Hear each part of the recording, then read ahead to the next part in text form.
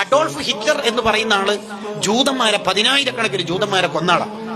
അയാൾ ഇത്ര ക്രൂരനാവാനുള്ള കാരണം അയാൾ തന്നെ അയാളുടെ ആത്മകഥയായ മെയിൻ കാഫ് അഥവാ എന്റെ സമരം എന്ന പുസ്തകത്തിൽ പറയുന്നുണ്ട്. അയാളുടെ വീട്ടിൽ എപ്പോഴും തല്ലാണ്. ഇത് കണ്ടിട്ടാണ് ഇയാൾ പഠിക്കണം.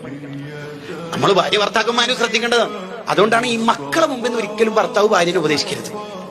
കുറച്ച് പഠിച്ചാൽ കിട്ടുന്ന ഒരു പ്രശ്നമാണത്. മക്കളെ മുമ്പിൽ ഒരിക്കലും ഭാര്യനെ തിരിച്ചു കൊടുക്കരുത്.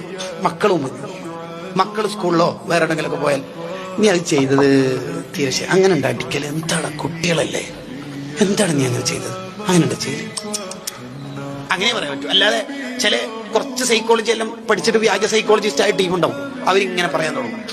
അങ്ങനല്ല പിള്ളേരെ വളർത്തേണ്ടത്. പിള്ളേരെ വളർത്തും ഇത് വെറും ആ വീട്ടിൽ ഇങ്ങനെ തന്നെ ഉണ്ടാവുള്ളൂ. അങ്ങനെ ഉണ്ടാവരുത്.